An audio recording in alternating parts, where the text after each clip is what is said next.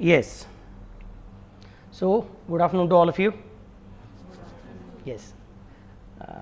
आज अपने कुछ बच्चे ऑनलाइन भी बैठे हुए हैं, so that is a good experience for them also as well as for you also, how the class actually works. कि जो घर के बच्चे हैं वो लोग अगर डाउट पूछेंगे तो आपको भी डाउट सुनाई देगा कि उन्होंने क्या डाउट पूछा हुआ है, और आपको जो भी कुछ डाउट्स रहता है वो सारा का सारा डाउट्स इमीडिएटली सॉल्व करने को मिलेगा. तो आप घर पे बैठोगे तो कीर्तन सुनने का नहीं है, घर पे बैठोगे तो भी आपको लेक्चर पूरा अटेंड करने का है. Just like a normal situation, only thing is that there is a distance and that distance is captured by Google. Okay, that's the thing which we are going to go for. तो आपको कोई भी miss होने वाला नहीं है, कोई भी चीज़, आपका कोई भी डाउट कभी भी पेंडिंग रहने वाला नहीं है. बाद में पूछूंगा, सर को मिलूंगा तब पूछूंगा, ऐसा कुछ नहीं है. इमीडिएटली सारा का सारा चीज़ें क्लियर होते जाएगा. Okay, so that's the thing we are interested in going for. Let us now start with our discussion on the topic of costing. क्या क्या चीज़ें हमने देखी थी कल, फिर से एक बार फटाफट से रिवाइज करता हूँ और उसके बाद में हम लोग आगे का पॉइंट देखना चालू करेंगे. पहला पॉइंट कौन सा आपका कॉस्टिंग में, कि cost accounting is a different science as compare to that of book keeping and accountancy. Book keeping and accountancy is a science of history and cost accounting is a science of future. Book keeping and accountancy talks about the report given to the shareholders or to the government or to the tax departments etc. On the other hand, cost accounting department is basically reporting only to the management. Okay, then comes the next point. जब हम book keeping की बात करते हैं तो book keeping का basic intention रहता है only to tell you the result, whereas cost accounting की बात करेंगे तो it is talking about not the result but the reasons for the result. Okay, then comes the next part. Cost accounting बोलता है कि मुझे मैनेजमेंट को decision लेने के लिए मदद करनी है. मैनेजमेंट को डिसीजन लेने के लिए मदद करनी है मतलब क्या करना पड़ेगा, प्रॉफिट बढ़ाना है. ये बेसिकली मैनेजमेंट का ऑब्जेक्टिव रहता है. तो प्रॉफिट बढ़ाने के दो रास्ते रहेंगे. एक रास्ता कौन सा रहेगा, इंक्रीज द सेल्स और decrease the cost. Increase the sales के लिए किसके पास जाना पड़ेगा, मार्केटिंग मैनेजर के पास जाना पड़ेगा. और डिक्रीज द कॉस्ट के लिए किसके पास जाना पड़ेगा, कॉस्ट अकाउंटेंट के पास जाना पड़ेगा. कॉस्ट अकाउंटेंट बोलेगा मैं आपको तीन चीज़ों के लिए मदद करने को तैयार हूँ. नंबर 1 मैं कॉस्ट एस्टिमेट कर सकता हूँ, नंबर 2 मैं कॉस्ट को कंट्रोल करने के लिए मदद कर सकता हूँ, और नंबर 3 मैं कॉस्ट को रिड्यूस करने के लिए मदद कर सकता हूँ. तो cost estimation, cost control and cost reduction are the 3 different objectives of costing.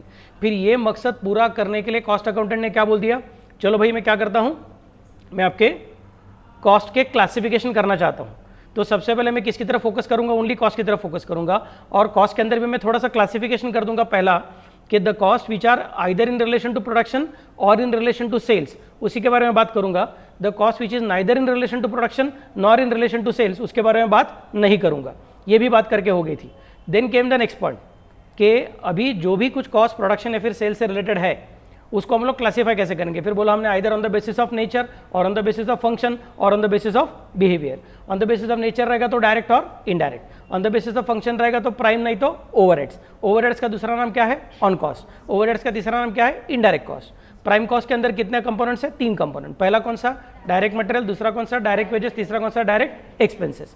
और ओवरहेड्स के अंदर कितने कंपोनेंट्स है, 3 component. Factory overheads, office overheads या फिर सेलिंग ओवरहेड्स. वो कौन सा फंक्शन पूरा करते हैं उस फंक्शन के बारे में बात करेंगे. Then comes the next point. अगला पॉइंट कौन सा था, behaviour. On the basis of behaviour it is either fixed और वेरिएबल. कल हमने फंक्शन के हिसाब से अपने को प्रेजेंटेशन करना ये सीखना चालू कर दिया था. बिहेवियर के हिसाब से जो भी कुछ बात आएगी वो मैंने कल बात की हुई नहीं थी. जैसे जैसे प्रॉब्लम आगे बढ़ते जाएंगे वैसे वैसे मैं बिहेवियरल क्लासिफिकेशन कैसे यूज़ करने का वो भी सिखा दूंगा.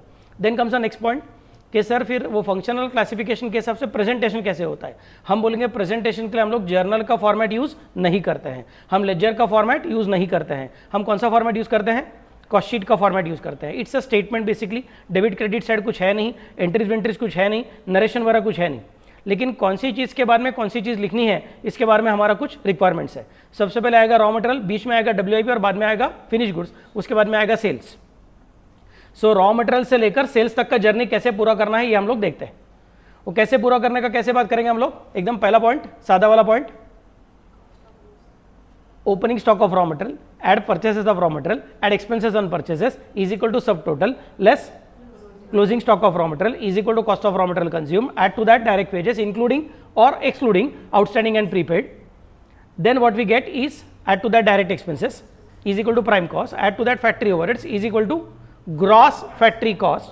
Add to that opening WIP less from that closing WIP is equal to factory or works cost. Add to that quality control and R&D and administration overheads relating to production and primary packing. शाबाश. फिर ये 4 लोगों को add करेंगे तो क्या मिल जाएगा अपने को, less from that sale of scrap या फिर बाय प्रोडक्ट. उसके बाद में जो बेचेगा उसको क्या बोलेंगे हम लोग, cost of production. Add to that opening stock of finished goods less from that closing stock of finished goods is equal to cost of goods sold, add to that administration overheads, less from the add to that selling overheads is equal to cost of sales and ultimately add to that profit is equal to sales. इतनी सारी चीज़ें अपनी कर की हो गई है, इसके बारे में अपना बात करके हो गया है. याद आया सबको? घर के बच्चे याद आया करे? हो सर. Okay, very good. चलो फिर अभी बेस्ड ऑन दैट हम लोग धीरे धीरे एक एक प्रॉब्लम करना चालू करेंगे. आज मेरा टारगेट है कि 2 प्रॉब्लम पूरा कर सकूंगा.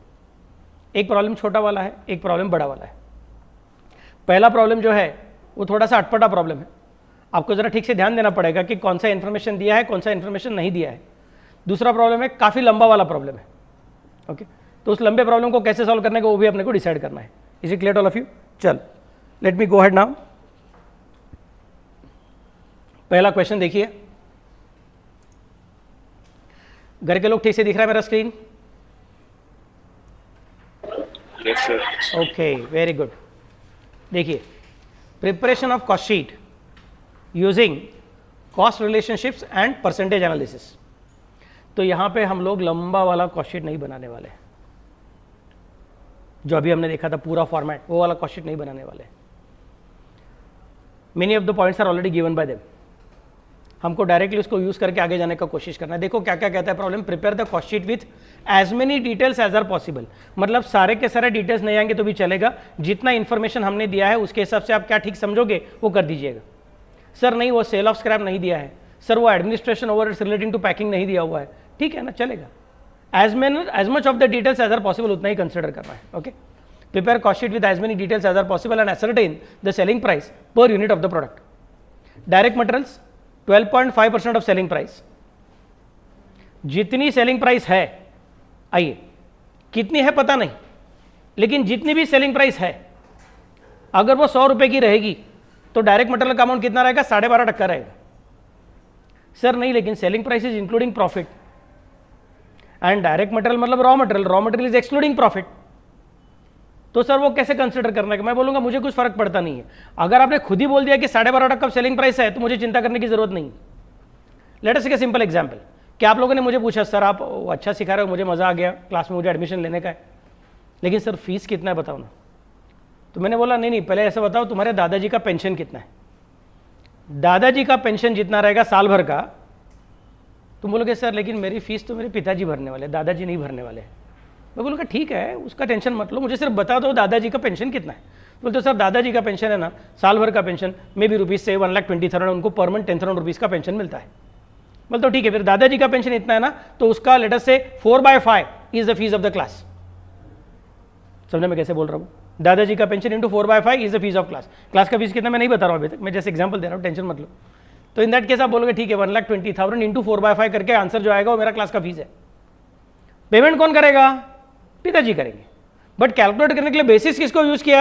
दादाजी के पेंशन को बेसिस यूज किया. दादाजी के पेंशन को बेसिस करके यूज किया है, इसका मतलब ये नहीं है कि दादाजी को ही पेमेंट करना पड़ेगा.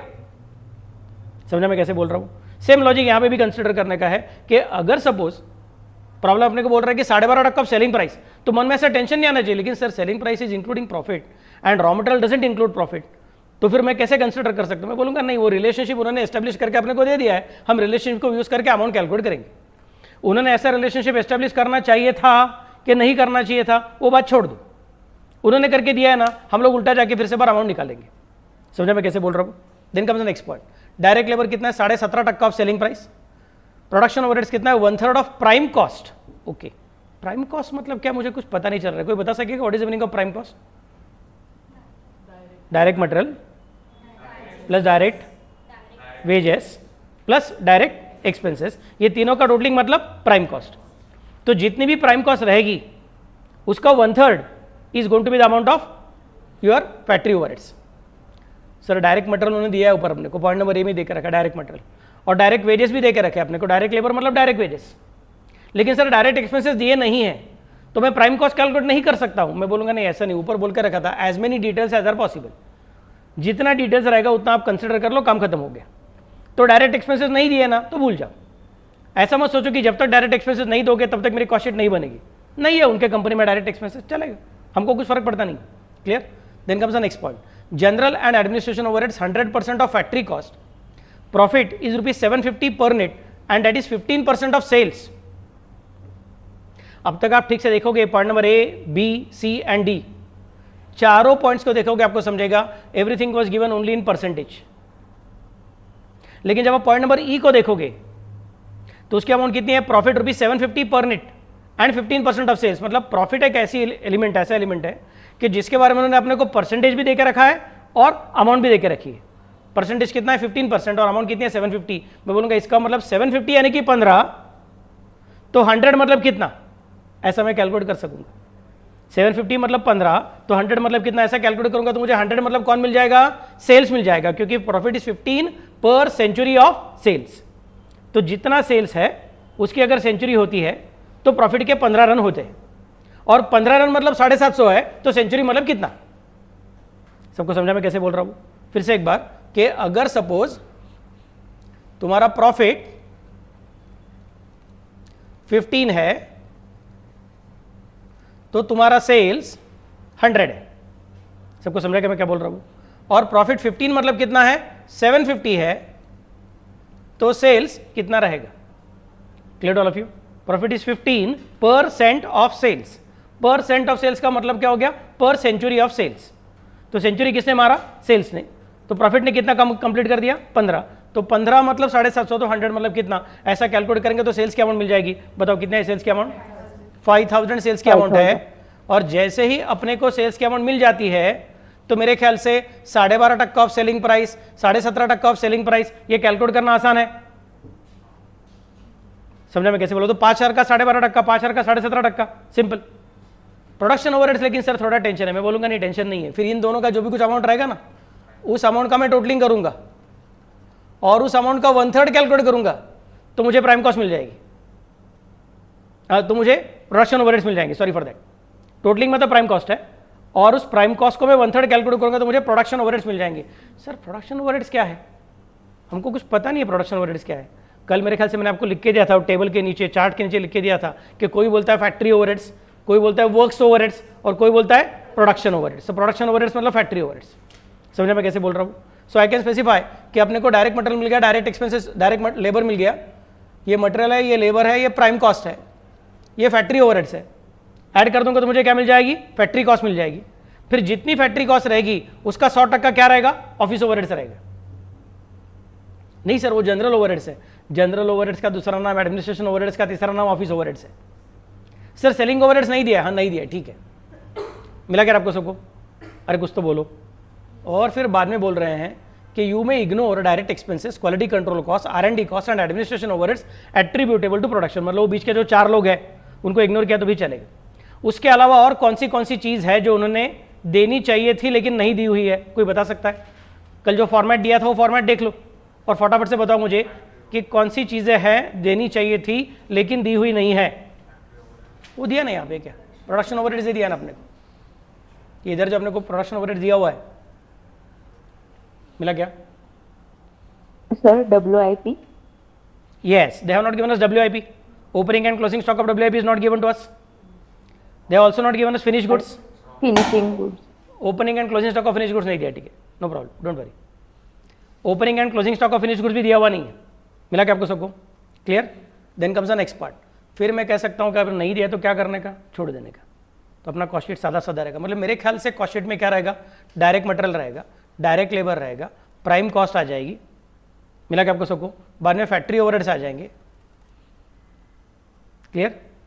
तो अपने को क्या मिल जाएगी, डायरेक्टली फैक्ट्री कॉस्ट मिल जाएगी। नहीं सर, फैक्ट्री ओवरहेड्स ऐड करने के बाद जो आता है उसको हम लोग क्या बोलते हैं, एक्चुअली ग्रॉस फैक्ट्री कॉस्ट बोलते हैं। मैं बोलूँगा लेकिन ठीक है ना, इस प्रॉब्लम में WIP दिया ही नहीं है ना, इसके लिए हम उसको डायरेक्टली क्या बोल देंगे, फैक्ट्री कॉस्ट ही बोल देंगे।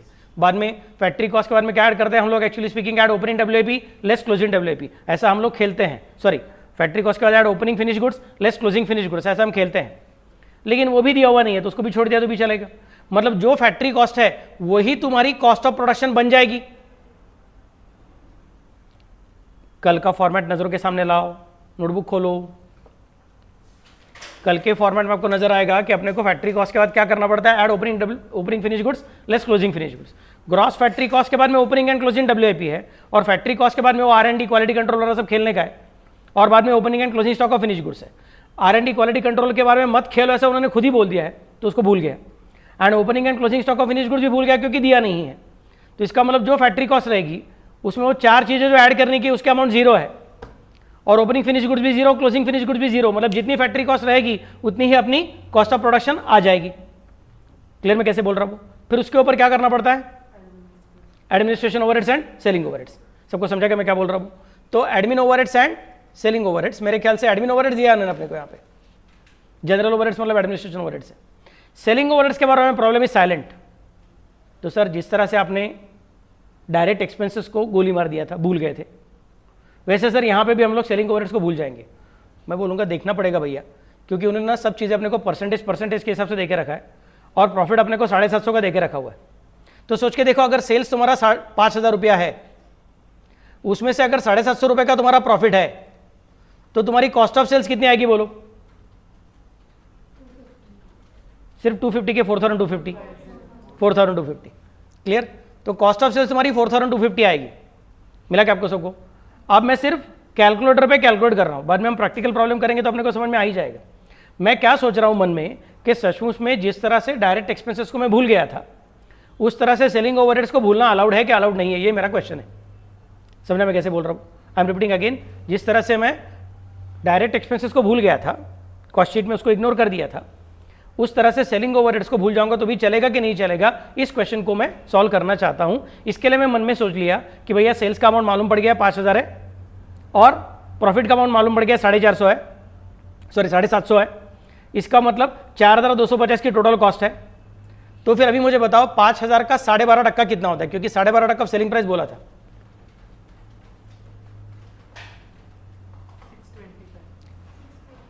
625, ओनली 625, 5,000 इंटू 12.5%, बाद में 5,000 का 17.5%,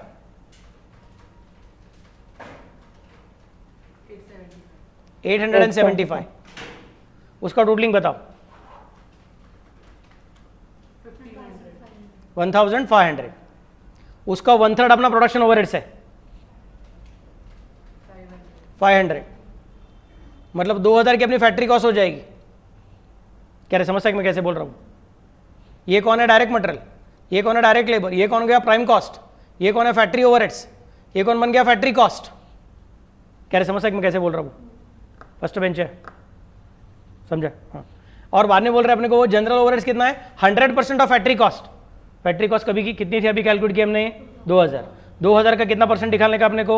100%। 2,000 का 100% मतलब कितना हो जाएगा? 2,000। तो टोटलिंग कितनी हो जाएगी? 4,000। और हमने बोला था कॉस्ट ऑफ सेल्स कितनी आनी चाहिए? 4,250। हमारी टोटलिंग कितनी आई है? 4,000 है। मतलब एक तो हमारा मिस्टेक हो गया कैलकुलेशन में, 12.5%, 17.5% का कैलकुलेशन शायद गड़बड़ हो चुकी है, या फिर बीच में एक चीज है जिसकी रकम 250 है, और वो बीच की चीज कौन रहेगी? Selling overheads. क्योंकि 12.5%, 17.5% आप लोग मिस्टेक करोगे ऐसा मुझे लगता नहीं। अब तो बड़े होशियार बच्चे हो, there is no difficulty. So I can very easily assume कि जिस तरह से डायरेक्ट एक्सपेंसेस नहीं दिए हैं तो डायरेक्ट एक्सपेंसेस 0 रहेंगे, ऐसा चल के ऐसा कंसिडर करके मैं आगे चला था। उसी तरीके से सेलिंग ओवरहेड्स नहीं दिए हैं तो सेलिंग ओवरहेड्स भी 0 रहेंगे, ऐसा समझ के मैं आगे नहीं जा सकता हूं।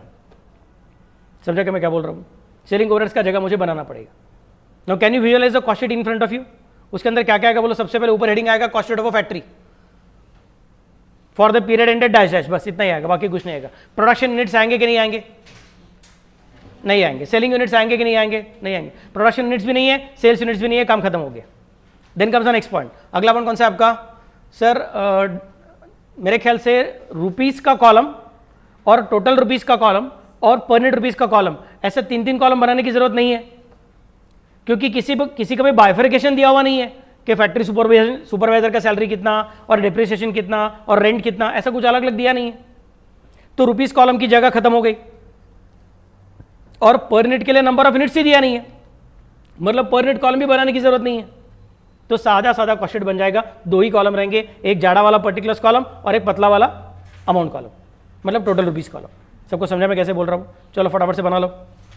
लगभग 10 से 12 लाइन का अपने को फॉर्मेट बनाने का है। Cost sheet of a factory, cost sheet of a factory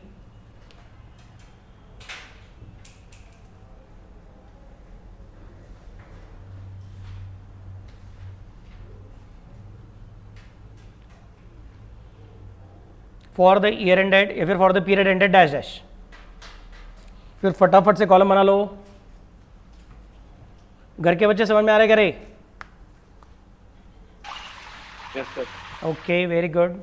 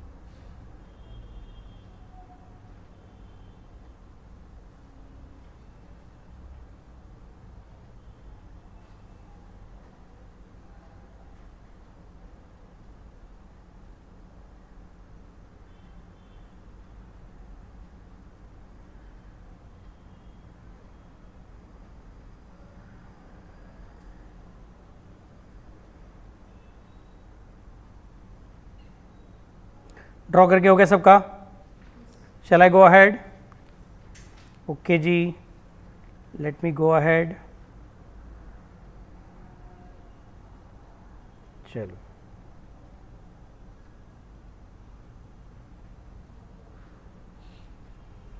yes. सो आपका फॉर्मेट रेडी है सबका? मेरा भी फॉर्मेट रेडी है। ऊपर हेडिंग क्या लिखना पड़ेगा मुझे? Cost sheet of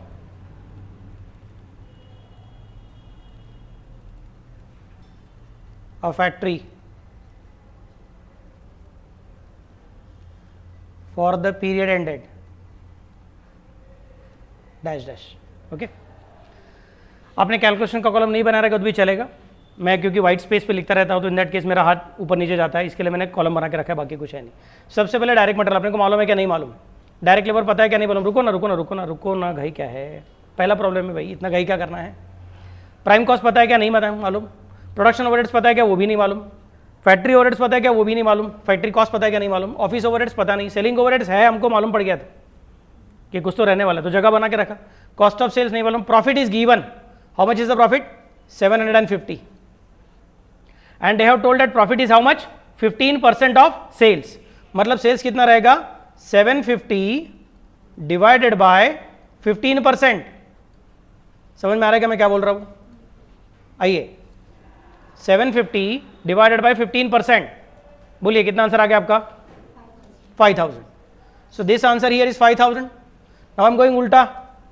please tell मी, अगर मैं उल्टा जा रहा हूं तो जो साइंस मैंने लिखी हुई है वही साइंस मुझे यूज करनी है कि मुझे उसका उल्टा करना पड़ेगा? उल्टा करना पड़ेगा। यहां पे लिखा है प्लस, मतलब मुझे करना पड़ेगा माइनस। तो 5000 में से 750 माइनस कर दूंगा। 5000 में से 750 माइनस किया तो बचेगा कितना? 4250। सेलिंग ओवरहेड्स नहीं पता। ऑफिस ओवरहेड्स उन्होंने बोल कर रहा था 100% ऑफ फैक्ट्री कॉस्ट, बाद में आएगा। मैं बोलूंगा फिर डायरेक्टली अभी I can start again from the top. शुरुआत में क्या बोला था? डायरेक्ट मटेरियल कितने हैं आपने? 12.5% ऑफ सेल्स। तो मैं यहां पे लिखूंगा कैलकुलेशन में 5000 इंटू 12.5%, कितना था? 625 था ना रे। बाद में डायरेक्ट लेबर 5000 इंटू 17.5%, मुझे याद नहीं कितना, 875 ना, 875। तो उसका टोटलिंग कर दिया मैंने। प्राइम कॉस्ट कितनी आ गई आपकी? 1500. Add to that production overhead sir कितना, 1/3 ऑफ प्राइम कॉस्ट, तो यहाँ पे लिखूंगा 1500 इंटू 1/3, आंसर कितना आएगा बोलो 500. तो मुझे क्या मिल जाएगा, फैक्ट्री और वर्क्स कॉस्ट जिसकी रकम कितनी है 2000. ऑफिस ओवरहेड्स कितने रहने चाहिए आपके 2000 into 100%, that comes to how much 2000. ऊपर वाला 2000 है, बाद में ये 2000 है, 2 और 2 मतलब कितने होने चाहिए थे, एक्चुअली 4000 होने चाहिए थे, बट 4250 दिख रहा है क्योंकि वो नीचे से ऊपर आए हुए हैं, मतलब बोलूंगा बैलेंसिंग फिगर यहाँ पे आ गई, कितनी रहेगी बैलेंसिंग फिगर 450. यहाँ पे लिख के रखूंगा it is a balancing figure. मैंने क्या लिखा, क्या बात करते हो, ऐसा हो गया मेरे हाथ से, चल झूठ बोलते हो, मैं बराबर लिखा है 250, देखो अभी दिखना चालू हो जाएगा. किधर है 450, कुछ भी बात करते हैं. चल मिला सबको, बस खत्म, चलो स्टार्ट. घर के लोग समझा करे, Yes, sir. Okay very good.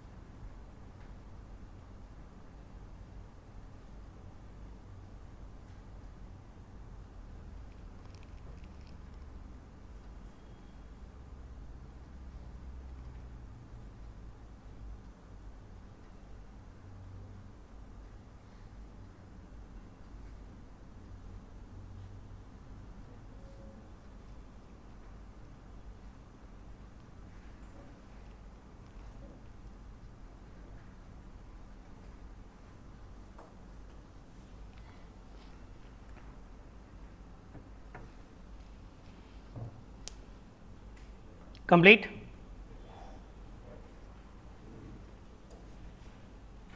आर्य सरांना कळलं का आर्य सर, व्हेरी गुड.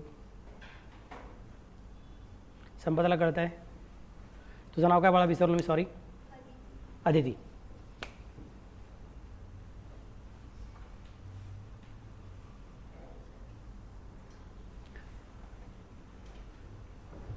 चलो मेरे ख्याल से अभी हम आगे जा सकते हैं.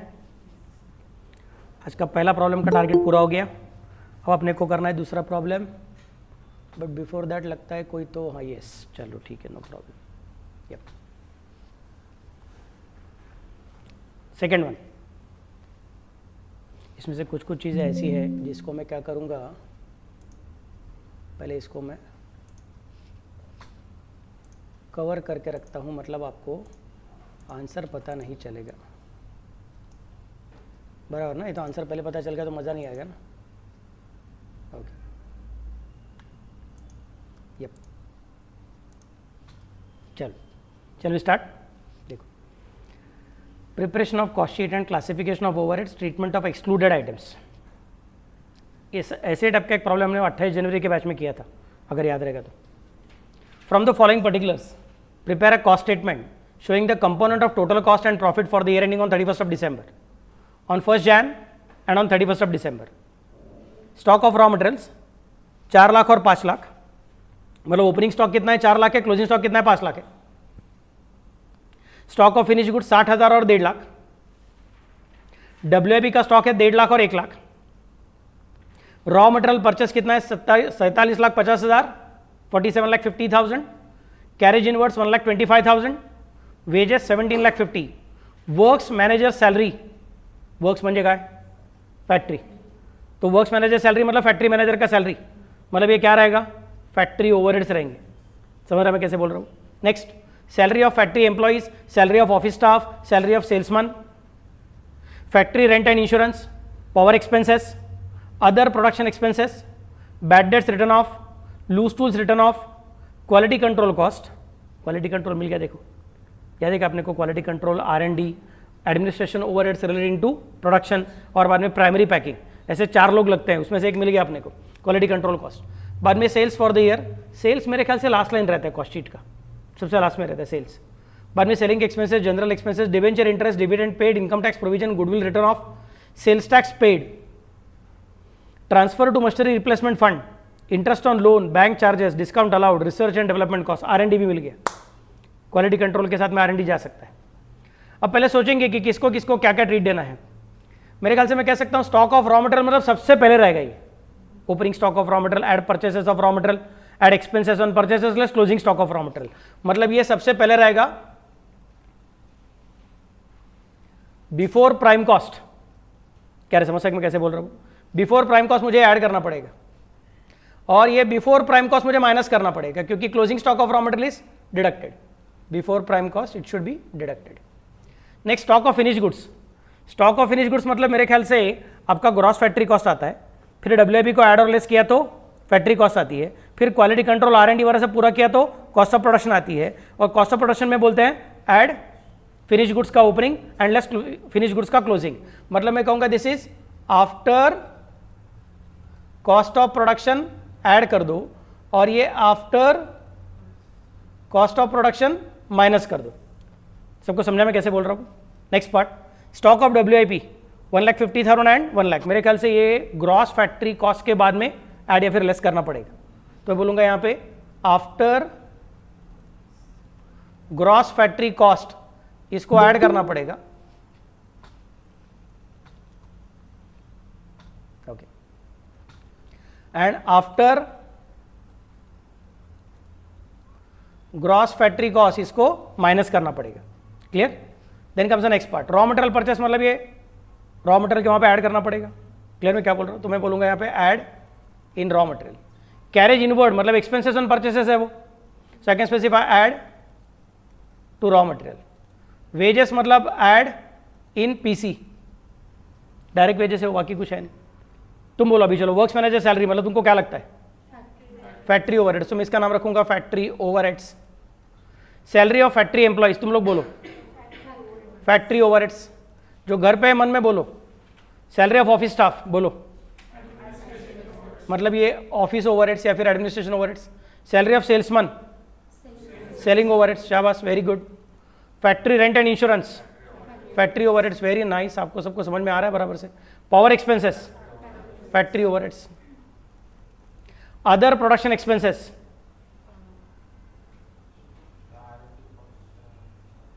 नहीं अदर प्रोडक्शन एक्सपेंसेस है, प्रोडक्शन का मतलब क्या, फैक्ट्री. क्लियर में कैसे बोल रहा हूँ, तो इसका मतलब मैं कंसिडर करूंगा ये क्या होना तुम्हारा factory overheads. Bad debts written of, bad debts production की वजह से है कि बैड डेट्स सेल्स की वजह से है कि बैड डेट्स कस्टमर के इनेबिलिटी टू पेमेंट की वजह से है. कस्टमर की इनेबिलिटी टू पेमेंट की वजह से उसके जिंदगी में कुछ तो बैड लक आ गया बेचारे का कि जिसकी वजह से वो टाइम पे पेमेंट नहीं कर पा रहा है. जब जब हम गुड्स बेचेंगे तब तब बैड डेट्स होगा, ऐसा नहीं है. हाँ, one can say that sir goods बेचा ही नहीं रहेगा तो बैड डेट्स कैसे होगा. Yes, what you are saying is true, but जब जब गुड्स बेचेगा तो बैड डेट्स आएगा, ऐसा भी कुछ नहीं है। इसका और सेल्स का एक्चुअल संबंध नहीं है, इसका और bad luck of the customer का संबंध है। That means this should not be considered the part of cost sheet. मैं बोलूंगा इसको फिर क्या करना पड़ेगा, इग्नोर। याद रखना ऐसा टाइप का प्रॉब्लम जब रहता है तो वो बुफे डिनर रहता है, सब कुछ दिया मतलब सब कुछ लेना ही पड़ेगा, ऐसा कुछ नहीं है। अपने को याद रहना चाहिए इसमें से अपने लिए क्या रिलेवेंट है क्या इररिलेवेंट है। They may give you lot of different things but there is a chance that you may be allergic to certain things, तो नहीं खाना है। आप प्योर वेजिटेरियन रहोगे तो नॉनवेज नहीं खाना है। आपको अगर सर्दी हो गई रहेगी तो आइसक्रीम नहीं खाना है। दिया है मतलब खाना पड़ेगा, अभी जो शादी को बुलाया तो खाना पड़ता है, ऐसा कुछ नहीं है। प्रॉब्लम करने को बोला मतलब करना पड़ेगा, सब कुछ यूज़ करना पड़ेगा, ऐसा कुछ नहीं है। ठीक से देखो ये प्रॉब्लम तुम्हारे कॉस्ट शीट में ये इन्फॉर्मेशन काम का है कि काम का नहीं है।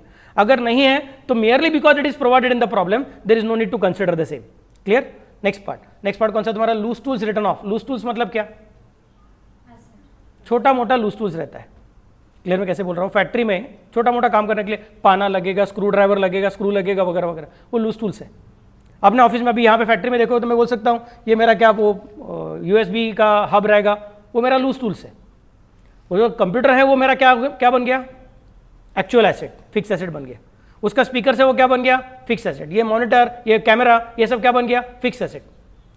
बट यूएसबी का हब लगा के रखा है, एक नहीं 2 हब लगा के रखा हुआ है, या फिर ये माइक लगाया हुआ है, ये सब क्या बन गया, लूज टूल्स। समझे मैं कैसे बोल रहा हूँ? उन्होंने बोल करके इट इज रिटर्न ऑफ। तो आपको क्या लगता है ये कहाँ का खर्चा है, ऑफिस का खर्चा है कि सेलिंग का खर्चा है कि फैक्ट्री का खर्चा है? मतलब इसको कहाँ पे कंसिडर करना पड़ेगा, फैक्ट्री ओवरहेड्स। सबको समझ में आ रहा है क्या मैं क्या बोल रहा हूँ? ओके, घर के बच्चे समझ में आया क्या? Yes sir. Okay, quality control cost बोलिए, क्वालिटी कंट्रोल कॉस्ट कहाँ पे कंसिडर करनी पड़ेगी? क्वालिटी कंट्रोल कॉस्ट मतलब after factory overhead, sorry after factory cost, after factory cost. Sales for the year मतलब लास्ट लाइन, सेलिंग एक्सपेंसेस, नाम ही उसका नाम सेलिंग एक्सपेंसेस है, मतलब वो सेलिंग ओवरहेड्स है। जनरल एक्सपेंसेस या फिर ऑफिस ओवरहेड्स कह सकता हूं मैं उसको, एडमिनिस्ट्रेशन बोलो, जनरल बोलो, ऑफिस बोलो, it is one and the same. Debenture interest कल मैंने बताया था अगर याद रहेगा तो। डिवेंचर इंटरेस्ट किसकी वजह से है, प्रोडक्शन की वजह से है कि सेल्स की वजह से है कि non availability of own funds की वजह से है? मतलब अगर तुमको जब जब प्रोडक्शन करने का है तब तक डिवेंचर इंटरेस्ट देना पड़ेगा, ऐसा कुछ नहीं है। जब जब सेल्स करने का है तो इंटरेस्ट देना पड़ेगा, ऐसा कुछ नहीं है। आपका बिजनेस चालू करने के लिए आपके पास पैसा रहेगा, इंटरेस्ट का झमेला नहीं आएगा। So this has nothing to do with production, nothing to do with sales. तो कॉस्टिंग बोलेगा सर ये मेरे दायरे के बाहर है। समझे मैं कैसे बोल रहा हूँ? मैं फुटबॉल खेलने वाला आदमी हूँ, आप मुझे क्रिकेट का क्वेश्चन मत पूछो, टेबल टेनिस का क्वेश्चन मत पूछो, टेनिस का क्वेश्चन मत पूछो। समझे मैं कैसे बोल रहा हूँ? ये मेरे पास नहीं आ सकता है, मेरे गेम के अंदर आता ही नहीं है। मैं सब्सिडी खेलने को बैठा हूँ तो मैं सब्सिडी के हिसाब से खेलूंगा, मैं बीच में चेस के हिसाब से नहीं खेलूंगा। समझे मैं कैसे बोल रहा हूँ? अगर मैं सब्सिडी खेलने को बैठा हूँ तो तुम्हारा क्या रहता है, वो आजकल मोबाइल पे आता है, क्या रहता है वो 4 लोगों को खेलने का रहता है वो लूडो के जैसा नहीं सर, उसके अंदर भी रहता है ना वो फांसे फेंको करके, तो सब्सिडी के अंदर भी फांसे फेंको रहता है। बोलूँगा वो नहीं चलेगा, वो उसका रूल्स अलग है, इसका रूल्स अलग है। बुक कीपिंग एंड अकाउंटेंसी में debenture interest will be recorded because it's an actual transaction. If it is paid will record it as paid, if it is not paid will record it as outstanding but will record it. Costing बोलेगा sir ये मेरे से होता नहीं है, ये मेरे game के बाहर है, तो इसको मैं क्या करूंगा, इग्नोर। सबको समझाना मैं कैसे बोल रहा हूँ? घर के बच्चे shall I go ahead? Yes sir. Okay, dividend paid बोलिए, ignore. Same logic. Income tax provision, ignore. Ignore. Why? Sir अगर तुमने सेल्स नहीं किया लेकिन इस साल अगर तुम लोगों ने लैंड बेच के प्रॉफिट कमाया रहेगा तो इनकम टैक्स आएगा कि नहीं आएगा? आएगा। और अगर तुमने इस साल बहुत सारा सेल्स किया रहेगा लेकिन तुम्हारे खर्चे सेल्स के मुकाबले ज़्यादा रहेंगे, तुमको लॉस हुआ रहेगा, तो तुमको इनकम टैक्स आएगा कि नहीं आएगा? नहीं आएगा। अगर तुमने सेल्स भी किया है, तुम्हारे खर्चे भी उससे कम है, तुमको प्रॉफिट भी हो गया है, लेकिन गवर्नमेंट ने बोलकर रखा है सॉफ्टवेयर वाले लोग you are the engine of Indian economy, तो आपको अगले 10 साल के लिए tax holiday, no income tax, then what will happen? Sales are also there, profit is also there, still there is no tax. So income tax का संबंध किससे है? गवर्नमेंट के रूल से है, हमारे प्रोडक्शन सेल से नहीं है। That's why it is not to be considered as a part of cost sheet. Clear मैं कैसे बोल रहा हूँ? Next part, goodwill return off, ignore. कोई कोई लोग बोलते सर इसको मैं ओसी का पार्ट कंसिडर करता हूँ, ऑफिस ओवरहेड्स, कि goodwill is a part of our office expenses. बोलेंगे नहीं ठीक है, इग्नोर किया तो भी चलेगा। नेक्स्ट पार्ट कौन सा तुम्हारा? Sales tax paid. अब एक्चुअली स्पीकिंग ये सेल्स टैक्स नहीं चाहिए, यहाँ पे कौन चाहिए अपने को? जीएसटी चाहिए। क्योंकि अभी सेल्स टैक्स बंद हो गया। अभी कौन आता है? जीएसटी आता है। जीएसटी का फुल फॉर्म क्या है? Goods and service tax. Vaibhav sir आने वाले हैं शुक्रवार को।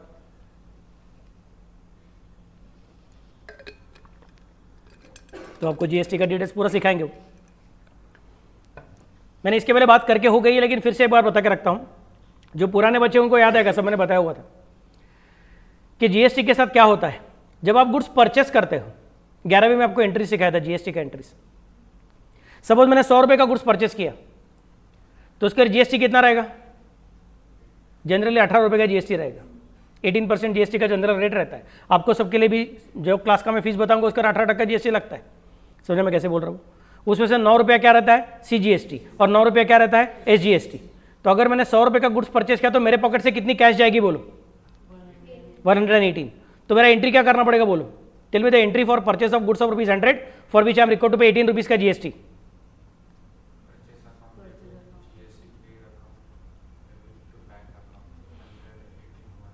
You are somewhat near to the entry but not a precise entry. The entry will be purchases account debit 100, input CGST 9, input SGST 9, to cash or bank account or creditors account as the case may be 118. ये आपकी entry बन जाती है purchase के time. समझा मैं कैसे बोल रहा हूँ? फिर अभी ये गुड्स सपोज मैंने नो प्रॉफिट नो लॉस पे बेचना है, जस्ट एग्जांपल, या फिर सपोज मैं इसको बराबर 200 में बेचने वाला हूँ, इधर से 100 में परचेस किया, उधर 200 में बेच रहा हूँ। तो इन दैट केस मुझे क्या करना पड़ेगा? 200 रुपये के ऊपर मुझे 18% जीएसटी लगेगा, मतलब 36 रुपये का जीएसटी लगेगा। उसके अंदर 18 रुपये का सीजीएसटी रहेगा और 18 रुपये का एसजीएसटी रहेगा। तो मेरे पास कैश आ रही है, कैश इज कमिंग इन। अब मैं सेल्स की एंट्री कर रहा हूँ। एंट्री क्या हो जाएगी? कैश अकाउंट डेबिट कितना? 236 to output CGST 18 to output SGST 18 to sales account 200। तो ट्रेडिंग अकाउंट के डेबिट साइड में परचेसेस कितने जाएंगे? 100 रुपीज। ट्रेडिंग अकाउंट के क्रेडिट साइड में सेल्स कितने जाएगा? 200 रुपया। मतलब ट्रेडिंग अकाउंट में जीपी कितना देखेगा बराबर से? 100 रुपया। और 4 अकाउंट तैयार होकर बैठे हुए हैं, ओपन हो चुके हैं, उसको क्लोज करने का बाकी है। एक का नाम है इनपुट सीजीएसटी, उसमें डेबिट साइड में 9 रुपया पड़ा हुआ है। एक का नाम है इनपुट एसजीएसटी, उसके अंदर डेबिट साइड में 9 रुपया पड़ा हुआ है। और 2 लोग हैं आउटपुट सीजीएसटी आउटपुट एसजीएसटी, उधर क्रेडिट साइड में 18 रुपया पड़ा हुआ है। गवर्नमेंट क्या बोलेगा? जो आउटपुट का पैसा आपने सीजीएसटी और एसजीएसटी का कलेक्ट किया है वो आपको खुद के पास रखने का अधिकार नहीं है, वो पैसा आप मेरे पास दे दो। बोलूंगा ठीक है, फिर आउटपुट सीजीएसटी और आउटपुट एसजीएसटी को मैंने क्रेडिट किया है, वो पैसा मेरे पास पड़ा हुआ है, अभी तक कैश तो आ चुकी थी, लेकिन वो मेरा पैसा नहीं, गवर्नमेंट का पैसा है। तो मैं क्या करूंगा उसको? फिर अब मैं उसको कर दूंगा क्रेडिट, मतलब मुझे उसको क्या करना पड़ेगा? गवर्नमेंट को देना पड़ेगा। तो एंट्री मैं करना चाहता हूं output CGST 18, output SGST 18 to cash और बैंक 36, ऐसा लिखने का मेरा मन कर रहा था। लेकिन तब मुझे स्ट्राइक हुआ, अरे मैंने already input CGST input SGST भर के रखा हुआ है। समझ मैं कैसे बोल रहा हूं? मैंने already input CGST input SGST भर के रखा हुआ है, वो मेरा ऑलरेडी डेबिट है, मतलब गवर्नमेंट के पास मेरा पैसा पड़ा हुआ है।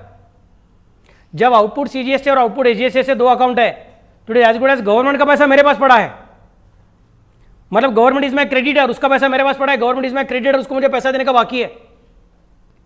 लेकिन जब मैं कहता हूं इनपुट सीजीएसटी इनपुट एसजीएसटी, मतलब मेरा पैसा गवर्नमेंट के पास पड़ा है, मतलब government is my debtor, same party debtor creditor, हम बोलते whichever is minimum to be cancelled. मतलब मुझे बोलना पड़ेगा फिर टू कैश और बैंक डायरेक्टली पेमेंट मत करो, अभी टू इनपुट सीजीएसटी को हटा दो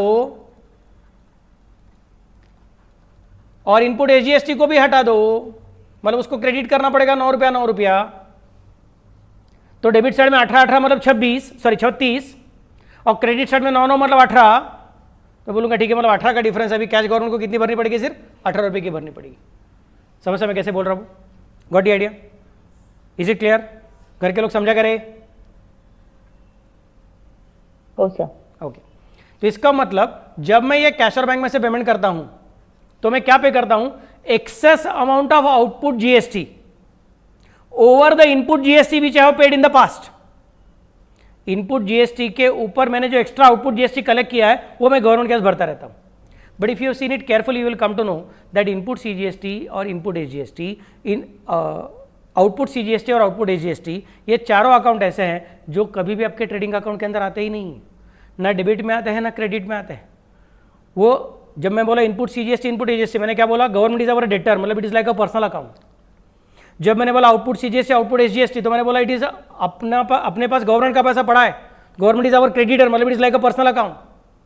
पर्सनल अकाउंट इसका मतलब it's not a cost, it's not a cost इसका मतलब it should not be considered in cost sheet. क्या समझ मैं कैसे बोल रहा हूँ? तो मैं कहूँगा ठीक है, इसका मतलब इसको भी क्या करना पड़ेगा, इग्नोर. इनकम टैक्स को कंसिडर क्यों नहीं करता हूं? क्योंकि income tax is neither on account of production nor on account of sales. और जीएसटी को कंसिडर क्यों नहीं करता हूं? क्योंकि जीएसटी का account is not a cost, it is excess of output GST collected over input GST paid in the past. This is government money lying with us which we are paying, we are not paying it for the purpose of production. समझ सकते मैं कैसे बोल रहा हूं? Got the idea? Next, transfer to machinery replacement fund. Machinery replacement fund को transfer किया मतलब it is actually speaking nothing but depreciation. दिमाग चला के देखो, डेप्रिसिएशन का मतलब क्या होता है? एसेट धीरे धीरे राइट ऑफ होता रहता है. समझ सकते मैं कैसे बोल रहा हूँ? हम एंट्री क्या करते हैं, depreciation account debit to asset account. अगर सादा वाला डेप्रिसिएशन रहेगा तो, अगर प्रोविजन फॉर डेप्रिसिएशन रहेगा तो एंट्री क्या करते हैं, depreciation account debit to provision for depreciation account. और कोई लोग बोलते हैं सर हम लोग क्या करेंगे, सिंकिंग फंड मेथड यूज करेंगे. मुझे पता नहीं आपको फाउंडेशन में ऐसा सिखाया था कि नहीं सिखाया था. तो इन केस आप एंट्री क्या करते हो, depreciation account debit to sinking fund account, वही है बस, बाकी कुछ नहीं. Machinery replacement fund. समझना मैं कैसे बोल रहा हूँ? So I can specify it is to be considered as part of factory overheads. Interest on loan बोलो, मेरे ख्याल से इट शुड बी इग्नोर्ड. जैसा डिवेंचर इंटरेस्ट जैसा डिविडेंड वैसा ये भी है. बैंक चार्जेस इग्नोर, शाबाश, very good. Discount allowed, ignore, disco is not allowed for cost sheet. Okay. R&D cost मेरे ख्याल से आफ्टर एफसी. सबको समझा क्या मैं क्या बोल रहा हूँ? Any difficulty? आपका नोट्स आ जाएगा, आपके पास आ जाएगा तभी आपको अपने नोटबुक्स के अंदर भी ये लिख के रखने का. अच्छा, एक छोटा चीज़ बोल के रखता हूँ, अभी आपका कॉस्टिंग का एक कम से कम 3 से 4 नोटबुक बनेगा. 200 300 पेजेस का आपका 3 से 4 नोटबुक बनेगा. बहुत सारा प्रॉब्लम करना है अपने को, तो बाद में फिर समझेगा नहीं कि कौन सा पेज पे कौन सा आंसर लिखा हुआ है. तो आप क्या करो मालूम है, प्लीज़ एक छोटा सा चीज़, जो नोटबुक चालू करोगे अकाउंट्स के लिए लगभग आपका 3 से 4 नोटबुक लगेगा. कॉस्टिंग के लिए 3 से 4 नोटबुक लगेगा. टैक्स के लिए 2 या 3 नोटबुक लगेगा, कम से कम बोल रहा हूँ मैं. समझा मैं कैसे बोल रहा हूँ? एफएम के लिए कम से कम 3 नोटबुक लगेगा. तो सबका ऐसा नोटबुक बढ़ते जाएगा, बाद में घर में ऐसा थप्पी बनेगा. आप उसके पीछे छुप सकते हो, मम्मी अगर आ गई तो फट से पकड़ने के लिए. तो ओके, तो अगर इतना बुक्स है तो बाद में कौन से बुक में क्या लिखा है ढूंढने को नहीं होगा. एग्जाम के पहले सर मुझे इंपॉर्टेंट प्रॉब्लम फिर से बार देखने को नहीं होगा. तो उससे बचने के लिए अभी से क्या करो, एक आदत लगा के रखो. हर एक नोटबुक में फर्स्ट पेज, जो पेज टर्न करने का जो अंदर आता है वो वहाँ पे लिख के रखने का कॉस्टिंग नोटबुक नंबर 1, बाद में दूसरा बुक में कॉस्टिंग नोटबुक नंबर 2, ऐसे लिख के रखने का. सेकंड, फिर बाद में एक इंडेक्स पेज बनाने का. समझा मैं कैसे बोल रहा हूँ? इंडेक्स पेज बनाने का. और तुम्हारा जो एक्चुअल सॉल्यूशन चालू होता है, हर एक पेज को ऊपर पेन से नंबरिंग करते जाने का. पेज नंबर 1 2 3 4 5 6 नंबरिंग करते जाने का. और जब टॉपिक खत्म हो जाएगा तो टॉपिक को इंडेक्स में लिख के रखने का, cost sheet from page number 1 to page number 25. समझा मैं कैसे बोल रहा हूँ? और अगर आपके पास जगह रहेगी वहाँ पे ठीक से, तो इन दैट केस आप क्या कर सकते हो, वो भी लिख सकते हो कि कौन से पेज पे इंपॉर्टेंट क्वेश्चन है करके. Are you getting the point? So exam के पहले आपने अगर फिर सिर्फ इंडेक्स खोला तो भी आपको समझ में आ जाएगा कि वो कौन सा चीज़ कहाँ पे. और बाद में JFLF का जो लॉजिक आप यूज़ करते थे, अगर आपको पता रहेगा तो JFLF याद है क्या, जर्नल फोलियो, लेजर फोलियो, बचपन में सिखाया था. तो वैसे हम लोग यहाँ पे भी करेंगे. नोटबुक में हम लोग क्या करेंगे, question number and text book का पेज नंबर लिख के रखेंगे. नोटबुक में सॉल्यूशन के साइड में छोटा छोटा हैंडराइटिंग में क्वेश्चन नंबर तो लिखती है, क्वेश्चन नंबर 2 करके, और वो टेक्स्ट बुक में कौन से पेज पे है वो पेज नंबर भी लिख के रखेंगे. और टेक्स्ट बुक में, जो अभी तक मैंने आपको दिया नहीं है, टेक्स्ट बुक में वो प्रॉब्लम के साइड में मार्जिन में लिख के रखने का नोटबुक नंबर 1, नोटबुक नंबर 2, जो भी कुछ रहेगा वो, और page number so and so. So textbook में नोटबुक का नंबर और नोटबुक में टेक्स्ट बुक का नंबर. समझा मैं कैसे बोल रहा हूँ? Once you will do it, it will be easy for the purpose of working. सबको समझा मैं कैसे बोल रहा हूँ? Clear? So that's the thing which I am interested in you developing now. अभी से करोगे अच्छा रहेगा, क्योंकि मेरे ख्याल से आपका अभी तक शायद 3-4 पेजेस ही लिख के हो गया रहेगा. तो पेज को नंबरिंग करना कुछ डिफिकल्ट बात नहीं है. एक नोटबुक खत्म होने के बाद जाग आएगी तो फिर बहुत देर हुई रहेगी, फिर आधा घंटा बैठना पड़ेगा सब करते बैठने के लिए. उससे अच्छा अभी से आदत रखो, नया पेज चालू किया पहले नंबर, नया पेज चालू किया पहले नंबरिंग करते जाने का, और टॉपिक खत्म हो गया इंडेक्स में लिख देने का. समझा मैं कैसे बोल रहा हूँ? Clear? That is going to be easy. क्योंकि देखो भाई, अभी मेरा क्लास चालू हो गया अब, और 31 जुलाई तक सिलेबस खत्म हो जाएगा. बाद में अगस्त सितंबर अक्टूबर, बाद में नवंबर में एग्जाम, फेब्रुवारी के बाद नवंबर, बीच में महीना आके आएगा, मामाच्या गावाला जाऊया, आंबा पोळी फणस पोळी खाऊया, बराबर, वो भी हो जाएगा। उसके बाद में फिर गणपति आके जाएंगे, नवरात्रि आके जाएगी और दिवाली रहेगी आपके एग्जाम के टाइम। आइए, तो ये सब चीज़ें अगर साथ में रहेंगी तो बीच में हम लोग शायद कोई चीज़ भूल जाएंगे, किधर कौन सा चीज़ लिख के रखा है। It is totally human to forget. समझा मैं कैसे बोल रहा हूँ? Please remember, this is a processing machine, not a telephone directory. समझा मैं कैसे बोल रहा हूँ? This is not a storage machine. ये स्टोर के लिए कम यूज़ करने का है, किसके लिए यूज़ करने का है? प्रोसेसिंग के लिए। कौन सा भी प्रॉब्लम आ गया मैं इसको प्रोसेस कर सकता हूँ क्या? उसका अंदर का मेमोरी अगर तुम्हारा ज़्यादा फ्री रहेगा तो then you can process difficult problems also. तुम सारा का सारा सर मैं बाहर करके रखूँगा ऐसा सोचोगे तो पूरा मेमोरी तुम्हारा बढ़ते जाएगा। फिर क्या होता है, फ़ोन में देखा रहेगा ना आपने, नया नया ऐप डाउनलोड करने को होता नहीं है, फिर ऐप चलता नहीं है। क्यों नहीं चलता है? बिकॉज आपका मेमोरी में बहुत सारा फोटोज़, वीडियोज़, मीम्स सब जमा हो गया रहता है। फिर क्या करना पड़ता है? कचरा साफ करना पड़ता है। तो अभी 6 महीने में अपने दिमाग के अंदर बहुत सारा अलग अलग चीज़ें भरेगा, तो उसमें से एटलीस्ट कुछ कुछ चीज़ों को दिमाग के ऊपर का प्रेशर हटा दो। Create a proper notebook with all proper indexes. If you can at least index your own notes, there is a greater chance that you will start becoming more and more organized person, which is what a chartered accountant is. Company भी ऐसी ही फैली रहती है, उसके records ऐसे ही फैले हुए रहते हैं, और वो फैले हुए रिकॉर्ड्स में से फिर डिसीजन मेकिंग के लिए जो इन्फॉर्मेशन जरूरी है वो मिलती नहीं है। तो they want somebody who can organize the things. इसके लिए आप सोच के देखो, आपको 11वीं भी टॉपिक का नाम क्या था? Organization of commerce, organize the things. समझे मैं कैसे बोल रहा हूँ? एक सिस्टम रहना चाहिए उसको। बुक कीपिंग का डेफिनेशन क्या था आपका? Book keeping is a science of systematic record of all the business transaction. System, समझ मैं कैसे बोल रहा हूँ? तो अभी अपना नोट्स का भी एक सिस्टम बना लो, एकदम छोटा सा चीज़। नोटबुक का नंबरिंग करना है, पेजेस को नंबरिंग करना है, और फर्स्ट पेज में सारा का सारा इंडेक्स बना के रखना है। क्लियर मैं कैसे बोल रहा हूँ? और बाद में JFLF का सिस्टम यूज़ करो, so that it will be easy for the purpose of referencing. Clear all of you? जैसे अपना 20 तारीख आ जाएगा तब तक आपका नोट्स आ जाएगा, नोट्स आएगा तो बाद में आप नोट्स के अंदर भी पूरा कर सकते हो। Clear all of you? चलो ठीक है। So these are the basic points. Any difficulty? किसका कॉस्ट शीट बनाने का अपने को नाम दिया क्या उन्होंने? नाम तो दिया नहीं, cost sheet of so and so कुछ बोला नहीं, तो cost sheet of a factory. Second part, please tell me, उन्होंने अपने को प्रोडक्शन का यूनिट्स एंड सेल्स का यूनिट्स दिया है कि नहीं दिया है? वो भी नहीं दिया है। मतलब हम लोग प्रोडक्शन एंड सेल्स के लिए वो जगह बनाने का जरूरत नहीं है, और पर यूनिट का भी जगह बनाने का जरूरत नहीं है। लेकिन हर एक हेडिंग का इंटरनल एक्स्ट्रा डिटेल्स दिया है कि नहीं दिया है? वो दिया हुआ है। मतलब मुझे पर्टिकुलर्स कॉलम भी लगेगा, रुपीस कॉलम भी लगेगा, और टोटल रुपीस कॉलम भी लगेगा। सबको समझा कि मैं क्या बोल रहा हूँ? रुपीस कॉलम भी लगेगा और टोटल रुपीस कॉलम भी लगेगा। ये सब मिला के मेरा काम चलते जाएगा। Clear all of you? चलो फटाफट से बनाओ। कम से कम 1.25 पेज का अपने को फॉर्मेट लगेगा। एटलीस्ट 1 पेज तो ड्रॉ कर लो। ऊपर हेडिंग लिख दो, cost sheet of a factory for the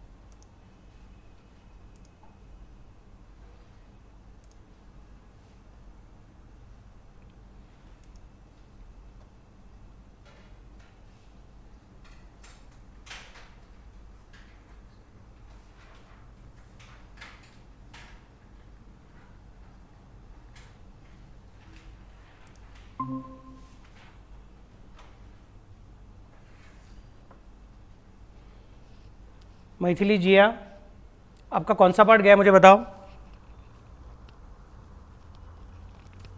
sir आप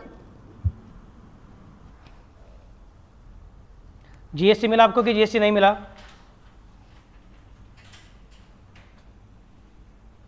GST मिला सर। ओके, जीएसटी मिल गया ना? क्योंकि बाद में मैंने बाकी कुछ डिस्कस नहीं किया था। बाद में मैं उनको नोटबुक कैसे मेंटेन करने का बता रहा था। तो anyway don't worry. Okay okay, फटाफट से कॉस्ट शीट का फॉर्मेट ड्रॉ कीजिए। उसके अंदर 2 पार्ट आएंगे। पहला पार्ट कौन सा रहेगा, पर्टिकुलर्स, बाद में रुपीज़ और बाद में टोटल रुपीज़।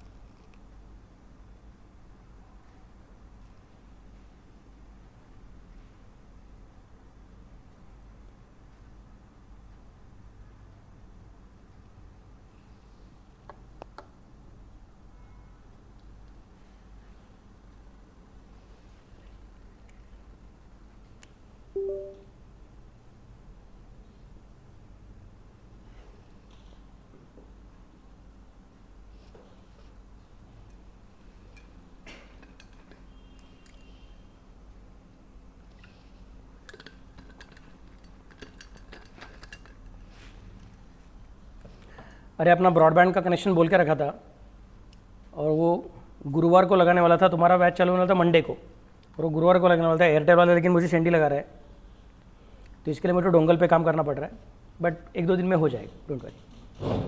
ब्रॉडबैंड का कनेक्शन आएगा तो मुझे सोचना नहीं पड़ेगा उसका कनेक्शन का क्या कैसा है वगैरह करके, so then that is not a problem. हो गया सबका ड्रॉ करके? घर के लोग शैल आई गो अहेड? कम से कम एक पेज का फॉर्मेट ड्रॉ कर दीजिए, particulars, rupees and total rupees. ऊपर हेडिंग आएगा cost sheet of a factory for the year ended dash dash.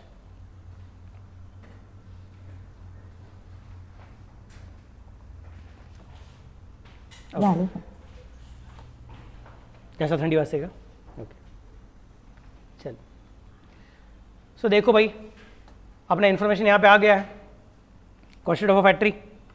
चले गो अहेड। सबसे पहले कौन आएगा अपना? Opening stock of raw material. अब मेरे साथ करोगे तो भी चलेगा।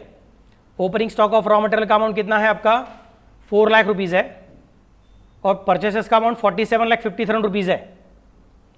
4 लाख रुपीज़ का opening stock of raw material and purchases का अमाउंट है 47,50,000 rupees.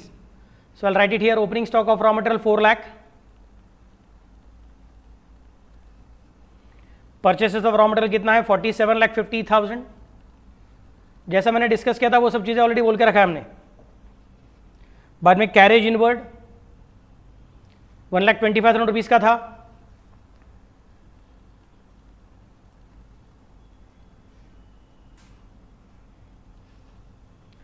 So opening stock of raw material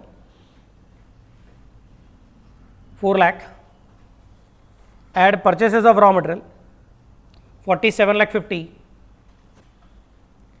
add carriage inward 1,25,000। देखो कैसे चलता है क्या?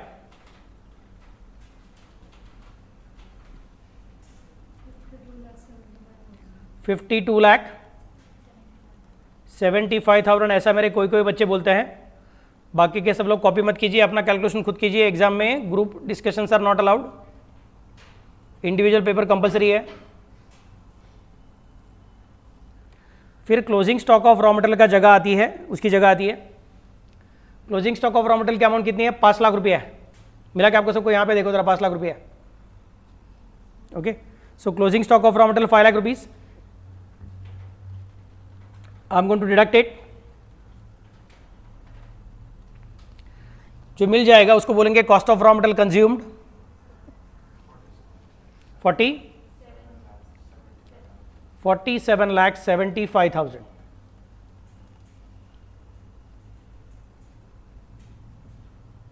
सो पहला पड़ाव आ गया अपना 47,75,000 is cost of raw material consume. ठीक से नाम लिखिएगा, घाई मत कीजिए, आराम से करेंगे। ज़िंदगी में एक ही बार सी एंटर आता है और एक ही बार आना भी चाहिए। 47,75,000। कोई कोई लोग हट करके बैठे, नहीं सर मैं 2-3 बार ला के दिखाऊंगा। नहीं प्लीज़ ऐसा मत करो प्लीज़, एक बार काफ़ी है। अगला अमाउंट कौन सा है तुम्हारा? Direct wages. चलो जी डायरेक्ट वेजेस ढूंढेंगे। किधर अपना डायरेक्ट वेजेस का अमाउंट? 17,50,000। और कुछ आउटस्टैंडिंग प्रीपेड वाला कुछ है नहीं, नहीं तो मैं डॉट मार्क करके रखता था, लेकिन ऐसा डॉट मार्क नहीं है, मतलब आउटस्टैंडिंग प्रीपेड का झमेला नहीं है। तो जो अमाउंट है अपनी 17.5 लाख, वो सारी की सारी अमाउंट कहाँ पे चली जाएगी? चुपचाप से सेकेंड कॉलम 17,50,000। 17,50,000। डायरेक्ट एक्सपेंसेस ढूंढने को मैं वापस चला जाऊंगा, यहाँ पे देखूंगा कुछ है क्या डायरेक्ट एक्सपेंसेस? नहीं दिख रहा है किधर भी। तो डायरेक्ट एक्सपेंसेस नहीं है, इसका मतलब अभी यहीं पे मिल जाएगी मुझे मेरी प्राइम कॉस्ट। चलिए फिर 47,75,000 में 17,50,000 ऐड करोगे, 65,25,000, 65,25,000, 65,25,000। अगला पॉइंट हुआ प्राइम कॉस्ट के बाद में आता है कौन? Factory overheads. फैक्ट्री ओवरहेड्स चलो देखो रही है, ऊपर तो सब स्टॉक है उसका कुछ टेंशन नहीं है, यहां पे रह सकते फैक्ट्री ओवरहेड्स है। तो रॉ मटेरियल था, प्राइम कॉस्ट, फैक्ट्री ओवरहेड्स, ये एक मिल गया, एक है, फिर ये दूसरा है, फिर मेरे ख्याल से तीसरा है, चौथा है, पांचवा है, छठा है, बाद में आगे कुछ है नहीं बाबा लोग, नहीं इधर है क्या मिला क्या आपको सबको? सातवां है। Got the idea what I am trying to specify? So I can specify here. सबसे पहले कौन है? Works manager salary. बोलो कितना है तुम्हारा works manager salary? 3 lakh. First call में लिखूंगा 3 lakh. Factory rent and insurance, factory rent and insurance का अमाउंट है 72,500। फिर पावर एक्सपेंसेस का अमाउंट है 95,000, 72,500, और फिर रहेगा 95,000।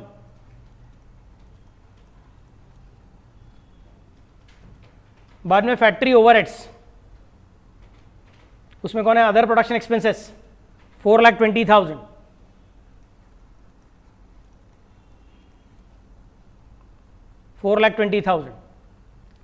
बाद में लूज टूल्स रिटर्न ऑफ 10,000। एक चीज मेरा लेने का रह गया है, transfer to machinery replacement fund 1 lakh. यहां पे लिख दूंगा ट्रांसफर टू, तुम लोग नीचे लिखो तुम्हारे पास जगह है, टू मशीनरी रिप्लेसमेंट फंड।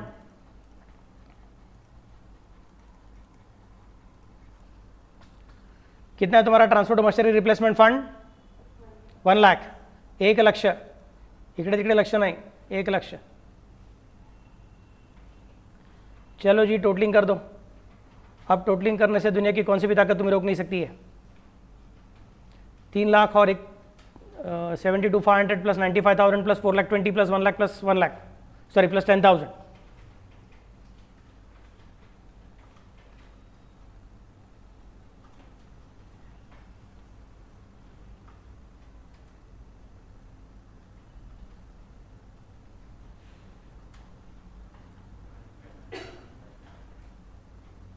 बोलिए कितनी अमाउंट आ गई?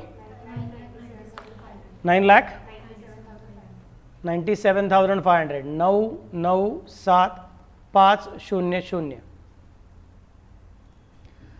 ऊपर अपना 65,25,000 बैठा था, उस 65,25,000 के अंदर हम लोग 9,97,500 को ऐड करेंगे। 75,22,500, 75,22,500, 75,22,500, 75,22,500। कौन आया रे? ऍडमिट। त्यामुळे तू एकदम करू शकतो, कारण आता कसं होतं, मॅडम तुमचा आवाज बंद करूया का? हाँ ठीक है, thank you, okay. Next is opening WIP। Gross factory cost करने ओपनिंग WIP ऐड करने की है। ओपनिंग WIP मतलब अपना ऊपर का जो टेबल है वहाँ पे मिलने वाला है। ओपनिंग WIP का अमाउंट कितना है? 60,000 का ओपनिंग है एंड 1,50,000 का क्लोजिंग है। गाँव के लोग उल्टा सुल्टा मत बोलो। ये देखो ना, 1 जैन और ये 31 दिसंबर। अपने को कौन सा चाहिए लेकिन? WIP चाहिए कि फिनिश गुड्स चाहिए?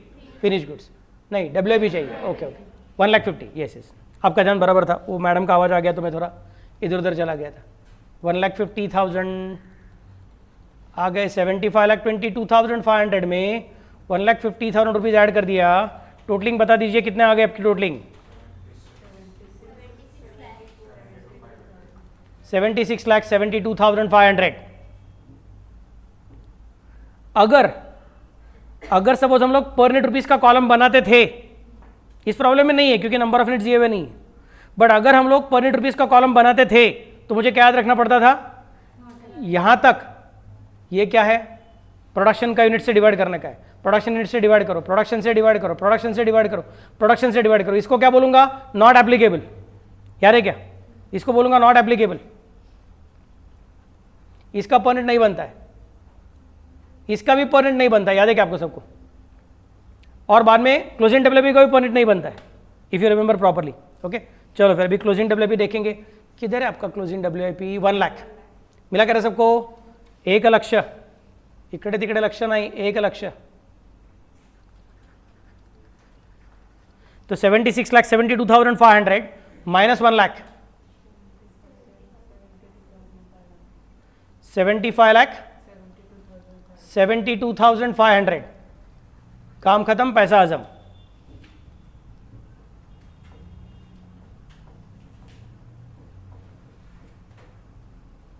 अगला point,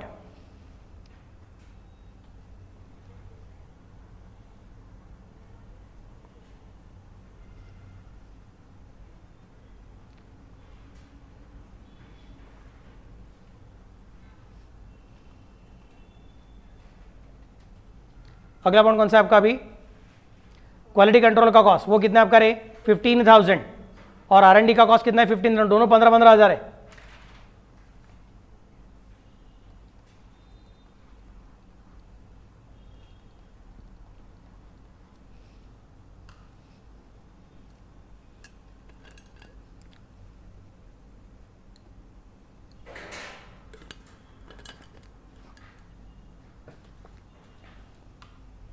complete. Production related administration overheads कुछ है क्या, एक बार चेक कर लेते हैं। रॉ मटेरियल तो नहीं, कैरेज इनवर्ड नहीं, वेजेस नहीं, वर्क्स मैनेजर सैलरी नहीं, फैक्ट्री एम्प्लॉयज़ का सैलरी ठीक है, ऑफिस स्टाफ सेल्समैन सैलरी ठीक है, factory rent and insurance, power expenses, other production expenses factory roads में आ गए, bad debts, loose tools, quality control, sales तो लास्ट लाइन है, selling expenses, general expenses, debenture interest, dividend, income tax, goodwill, return of GST paid, transfer to machinery replacement, interest on loan, bank charges, discount नहीं है, चलो ठीक है, तो मैं consider कर सकता हूँ यहाँ पे डैश। बोलो आपका आउटर कॉलम में कितना आएगा 30,000, फिर आउटर कॉलम में 75,72,500 प्लस 30,000 मतलब कितना आ गया बोलो रे 76,02,500। ये कौन है आपकी कॉस्ट ऑफ प्रोडक्शन है,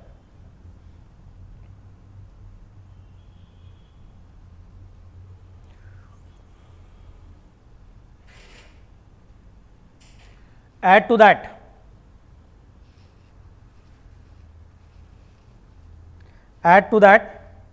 opening stock of FG,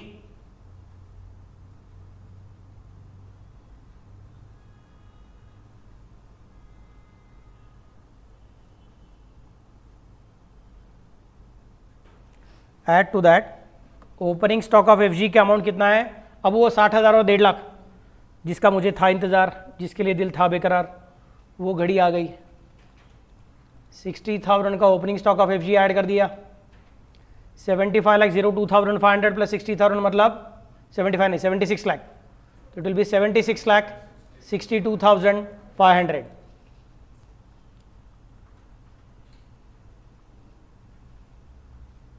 आगे मत जाना, मुझे ज़रा मदद करना है आपको, यहाँ तक पूरा होने का रुक जाइए।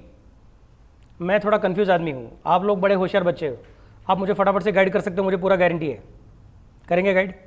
चल प्लीज़ टेल मी 47,75,000 को किससे डिवाइड करेंगे अगर पर यूनिट कैलकुलेट करने का रहेगा तो? प्रोडक्शन यूनिट से। 17,50,000 को प्रोडक्शन यूनिट से, 65,25,000 को प्रोडक्शन यूनिट से, 9,97,500 को प्रोडक्शन यूनिट से, 75,22,500 को प्रोडक्शन यूनिट से, 1,50,000, 76,72,500 एंड 1 लाख, इन तीनों को क्या बोलेंगे हम लोग? Not applicable. आप कैलकुलेट मत करो भैया अपना पर यूनिट। बाद में 75,72,500 को प्रोडक्शन यूनिट से, बाद में 30,000 को प्रोडक्शन यूनिट से, 76,02,500 को प्रोडक्शन यूनिट से, 60,000 को ओपनिंग स्टॉक यूनिट से, शाबाश very good, opening stock unit से, 76,62,500 को production plus opening stock unit से। याद है क्या कल लिखा था हमने? हाँ, तो इसको मैं किससे डिवाइड करूंगा? Production plus opening stock unit से डिवाइड करूंगा। बाद में क्लोजिंग स्टॉक ऑफ एफजी के लिए अगर आपको याद रहेगा तो मैंने कुछ तो बोला था घसरगुंडी वाला एरो मार्क, कहाँ से आएगा वो arrow mark? Cost of production. मतलब ये 76,02,500 जो है ना, ये वाला इसका जो भी कुछ पर यूनिट आया रहेगा, कह रहे समझ मैं कैसे बोल रहा हूँ, उसी पर यूनिट को हम लोग नीचे लेके आएंगे। Got the idea what I am trying to specify? But हमारा सेकंड प्रॉब्लम है, इतना टेंशन वाला प्रॉब्लम नहीं है, अपने को पर यूनिट का झमेला अभी तक है ही नहीं, कल वो भी झमेला आ जाएगा। समझा मैं कैसे बोल रहा हूँ? ये हफ्ते के एंड तक मेरे ख्याल से नहीं, मेरा गुरुवार तक लेक्चर है ना, ठीक है, ये हफ्ते के एंड तक नहीं होगा, मतलब अगले हफ्ते में मंडे ट्यूसडे में वो सब चीज़ें आ जाएगी। क्लियर? मतलब कॉस्ट शीट का टॉपिक भी पूरा हो जाएगा और अगला topic chapter number 8 unit costing, वो भी अपने को चालू करने का रहेगा। और यूनिट कॉस्टिंग में यही फॉर्मेट यूज होता है सारा का सारा, यही सब रूल्स यूज होते हैं। सो इंस्टीट्यूट ने उसको चैप्टर 6 और चैप्टर 8 ऐसा दो अलग अलग करके रखा हुआ है, पर एक्चुअली स्पीकिंग वो कंबाइन ही सीखने का रहता है। और एग्जाम में आप कभी डिस्टिंग्विश ही नहीं कर सकोगे कि सर ये यूनिट कॉस्टिंग का प्रॉब्लम है क्या कॉस्ट शीट का प्रॉब्लम है, अपने को एक ही लगता है सब चीज़ें। क्लियर? तो अब मुझे बताओ क्लोजिंग स्टॉक ऑफ एफजी का अमाउंट अपने को प्रॉब्लम ने कितना दिया हुआ है? 1,50,000। तो I take it here 1,50,000, 1,50,000, 1,50,000, 150,000, 75,12,500। This is CPU, ऊपर वाला था वो cost of production per unit. But anyway इस प्रॉब्लम पर यूनिट है नहीं, इसलिए उसको कुछ फर्क पड़ता नहीं है। मैं सिर्फ साथ साथ में रिवाइज करने का कोशिश कर रहा हूँ, कल जो सीखा था वो याद आ रहा है कि नहीं आ रहा है।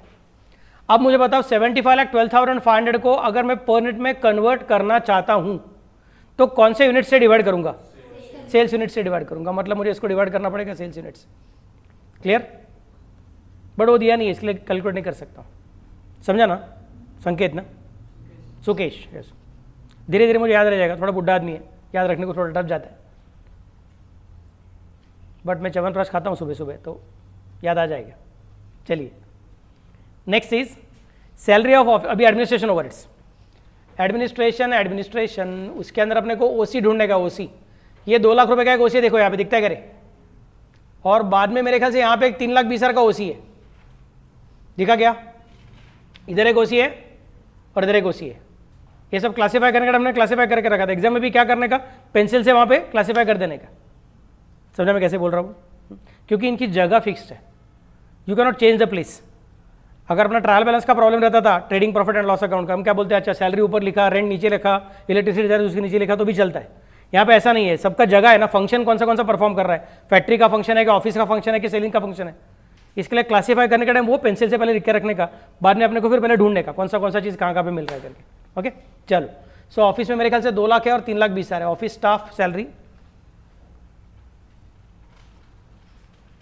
2 lakh, inner column, and expenses 3,20,000। So outer column में आएगा 5,20,000, 75,12,500 प्लस 5,20,000,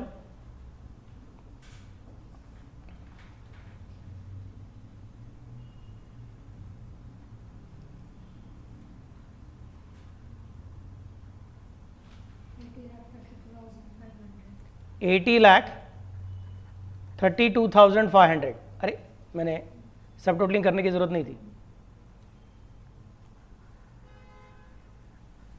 अभी अपने को सेलिंग ओवरहेड्स ऐड करने हैं। सेलिंग ओवरहेड्स में कौन आएगा? देखो आपका जो एस ओवरहेड्स है, सेल्समैन सैलरी एक है और बाद में सेलिंग एक्सपेंसेस है। सेल्समैन सैलरी कितना? 1 लाख है,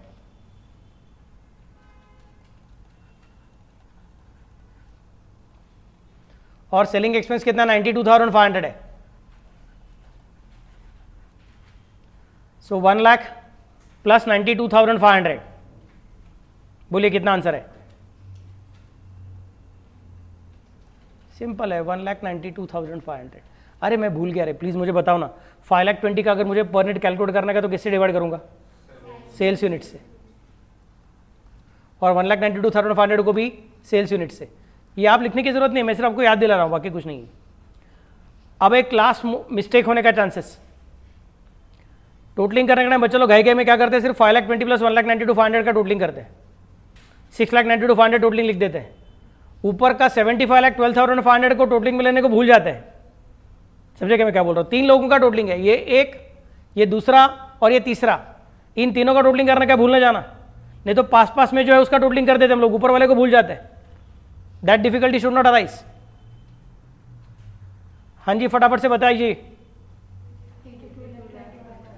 82,25,000 ऐसा नम्रता कहती है, बाकी सब लोग चेक करो प्लीज। Very good. 82,25,000 में बाद में अपने को प्रॉफिट ऐड करने का है, उसका नाम है बैलेंसिंग फिगर, क्योंकि मुझे सेल्स उन्होंने देके रखा था। सेल्स की रकम कितनी थी देखो जरा, 90 लाख रुपयाचे सेल्स आहेत। मैंने सेल्स का लाइन लिखा हुआ नहीं है, आप लोग बड़े लोग हो, आपके पास सेल्स का अमाउंट भी आता है, तो प्रॉफिट का लाइन लिख के उसको पेंडिंग रख के नीचे सेल्स का लाइन लिखिए, वहाँ पे 90 लाख पूरा कर दीजिए, और उतना पूरा होने के बाद मुझे बताइए कि आपकी प्रॉफिट की रकम कितनी है। 7,75,000। Please check your answer, do not copy, उसको एनसर्कल कर दीजिएगा। काम खत्म, पैसा आजम।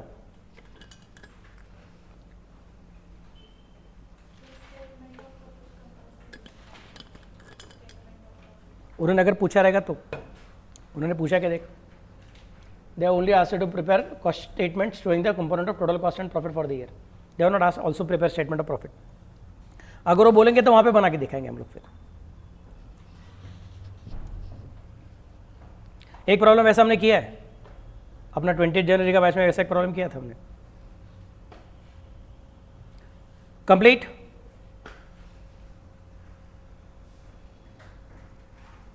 कैसा लगा प्रॉब्लम? डिफिकल्ट है कि ईजी है? समझ में आ रहा है? एक्चुअली इजी नहीं है, आप लोग बड़े होशियार बच्चे हो, इसके लिए आपको जल्दी समझ में आ रहा है, या फिर शायद मैं अच्छा प्रोफेसर हूँ। चल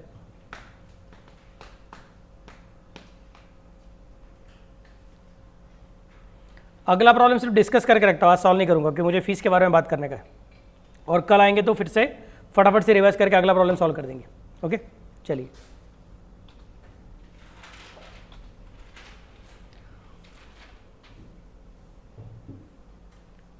उधर मैंने N03 लिख के रखा है, मतलब आपको क्या लगता है क्या रहेगा वो? किसका शॉर्ट फॉर्म होगा? नवंबर 03 में क्वेश्चन एग्जाम में आया हुआ था, तो आप लोग बड़े होशियार बच्चे हो। तीसरे प्रॉब्लम से आप सी इंस्टीट्यूट का एग्जाम का प्रॉब्लम सॉल्व कर रहे हो, एक्स्ट्राऑर्डिनरी स्टूडेंट्स। चलो देखते हैं कैसा करते हैं, एग्जाम में कैसा क्वेश्चन आता है। देखो, a fire occurred in the factory premises on 31 October of a year. 31 अक्टूबर को आग लग गई थी। The accounting records have been destroyed. Certain accounting records kept in another building reveal the following for the period from 1st September to 31st October. मतलब they are telling you to consider from 1st September to 31st October. So this is not a cost sheet for the year, but this is a cost sheet for 2 months, September and October. तो ऊपर heading क्या आएगा? Cost sheet for the period ended 31st अक्टूबर, नहीं तो cost sheet for the 2 months ended 31st अक्टूबर, ऐसा बोलोगे तो भी चलेगा। डायरेक्ट मटेरियल परचेस मिल गया है। WIP इन्वेंट्री ऑन 1 सितंबर 40,000 रुपया है। डायरेक्ट मटेरियल इन्वेंट्री ऑन 1 सितंबर 20,000 रुपया है। फिनिश गुड्स इन्वेंट्री ऑन 1 सितंबर 37,750 है। Indirect manufacturing cost 40% of conversion cost है। बाद में sales revenue, direct labour, prime costs, cost of goods available for sale, gross margin percentage as a gross margin percentage based on revenue. The loss is fully covered by insurance. The insurance company wants to know the historical cost of inventories as a basis for negotiating the settlement, although the settlement is actually to be based on replacement cost, not the historical cost. You are required to compute the following items as on 31st October. Finish goods का inventory कितना है 31 अक्टूबर का, मतलब closing stock of finish goods calculate करना है। WIP का inventory कितना है वो भी कैलकुलेट करना है, और डायरेक्ट मटेरियल का इन्वेंट्री कितना वो भी कैलकुलेट करना है। मतलब 3 अलग अलग चीज़ों का क्लोजिंग स्टॉक कैलकुलेट करना है। सबको समझा कि मैं क्या बोल रहा हूँ? So what have they told you? Purchase का अमाउंट एरिया। चलो सोच के देखेंगे कैसा फॉर्मेट आएगा करके। मेरे ख्याल से दिस इज परचेस, मतलब ये रॉ मटेरियल के अंदर जाने वाली चीज़ है, ये रॉ मटेरियल में ऐड करने की चीज़ है। WIP इन्वेंट्री मतलब एक ग्रॉस फैक्ट्री कॉस्ट के बाद में ऐड करने की चीज़ है, याद है क्या सबको? सो ग्रॉस फैक्ट्री कॉस्ट के बाद में ऐड करूंगा। डायरेक्ट मटेरियल इन्वेंट्री मतलब ये रॉ मटेरियल का ओपनिंग इन्वेंट्री है, वो पहले ऐड करना पड़ेगा।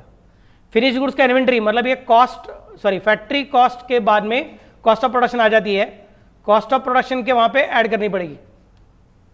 इनडायरेक्ट मैन्युफैक्चरिंग कॉस्ट मैन्युफैक्चरिंग मतलब प्रोडक्शन मतलब फैक्ट्री, फैक्ट्री ओवरहेड्स। मैन्युफैक्चरिंग मतलब प्रोडक्शन, दोनों में थोड़ा फर्क है। मैन्युफैक्चरिंग मतलब जब तुम रॉ मटेरियल को फिनिश गुड्स में कन्वर्ट करते हो तो it is called as manufacturing. और जब तुम्हारा ये जो प्रोसेस है वो नेचुरल प्रोसेस है और तुम उसको सिर्फ मॉनिटर करते हो, आर्टिफिशियल प्रोसेस नहीं है, मैनमेड प्रोसेस नहीं है, नेचुरल प्रोसेस है, तुम उसको सिर्फ मॉनिटर करते हो, तो उसको हम बोलते हैं प्रोडक्शन। समझ में कैसे बोल रहा हूँ? दूध का दही बनता है, it is not manufacture of curd. समझ में कैसे बोल रहा हूँ? बिकॉज दूध का दही बनना is a natural process. I hope you can visualise what is happening. समझ में कैसे बोल रहा हूँ? लेकिन मोबाइल का assembly is not production, it is manufacturing. Mobile अगर तुम बनाते हो या फिर कंप्यूटर बनाते हो, उसका क्या तुम्हारा सिलिकॉन चिप वगैरह बनाते हो, वो सब क्या तुम्हारा मैन्युफैक्चर है। क्लियर में कैसे बोल रहा हूँ? सो मैन्युफैक्चरिंग मतलब बेसिकली प्रोडक्शन मतलब बेसिकली फैक्ट्री कॉस्ट है। सो ये फैक्ट्री ओवरहेड्स है। सेल्स रेवेन्यू मतलब सेल्स है। डायरेक्ट लेबर मतलब डायरेक्ट वेजेस है। प्राइम कॉस्ट दे दिया है। प्राइम कॉस्ट किसका बना रहता है मुझे पता नहीं, कोई बता सकेगा क्या? डायरेक्ट, पहले मटेरियल, बाद में वेजेस और बाद में एक्सपेंसेस, ये तीन चीज़ों का बनता है अपना कौन? Prime cost. समझने में कैसे बोल रहा हूँ? सो डायरेक्ट मटेरियल कितना है पता नहीं, उसका ओपनिंग स्टॉक ऑफ मटेरियल देके रखा है, उसका परचेसेस ऑफ मटेरियल देके रखा है, उसकी सब टोटल कुछ ना कुछ तो आएगी, उसमें से closing stock of raw material minus करेंगे तो डायरेक्ट मटेरियल की अमाउंट कितनी आने वाली है मालूम नहीं है, फिर उसमें डायरेक्ट वेजेस ऐड करेंगे तो प्राइम कॉस्ट कितनी आएगी? 3,97,750 आएगी। क्या रे समझ सके मैं कैसे बोल रहा हूं? क्लियर ना? अरे कुछ तो बोल रहे प्लीज। तो प्राइम कॉस्ट कितनी आ जाएगी अपनी? इधर मेरा ये रॉ मटेरियल कंज्यूम्ड है,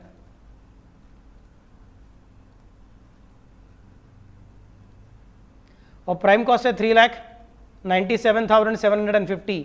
उसमें डायरेक्ट वेजेस कितने आपके? आपने खुद ही बोल कर रखा था 2,22,250।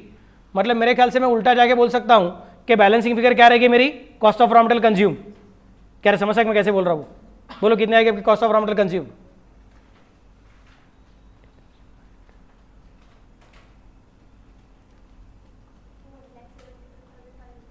$1,75,000 72,500 ना?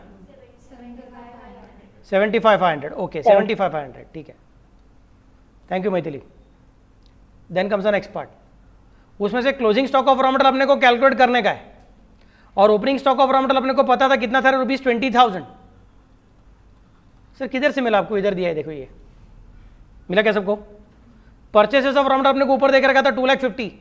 मैं बोलूँगा 20 था, उसमें 2,50,000 ऐड किया तो बन गया 2,70,000 और अपने को 2,70,000 को कहां तक लेके जाना है? 1,75,500 तक लेके जाना है। इसका मतलब closing stock of raw material कितना रहेगा आपका? 94,500। तो ये जो पूछ रहे थे ना अपने को, इसका आंसर मिल गया मुझे, 94,500 है। क्या रहे समझे क्या मैं क्या कर रहा हूँ? डायरेक्ट मटेरियल का क्लोजिंग इन्वेंट्री कितनी रहेगी वो? मैं बोलूँगा वो 94,500 रहेगी। घर के बच्चे सबको समझा क्या रे? जिया मैडम समझा क्या? जिया है? Yes sir. ओके समझा। नेक्स्ट, तो ये प्राइम कॉस्ट हो गई अपनी। बाद में ऐड टू दैट क्या करूंगा मैं? फैक्ट्री ओवरहेड्स ऐड कर दूंगा। वो कितने हैं मुझे पता नहीं। क्या समझ सकते मैं कैसे बोल रहा हूँ? वो कितने मुझे पता नहीं कि पता है, दिया है ना फैक्ट्री ओवरहेड्स, कुछ तो था ना। 40% ऑफ कन्वर्जन कॉस्ट। क्या ब्यूटीफुल वर्डिंग है, 40% ऑफ कन्वर्जन कॉस्ट।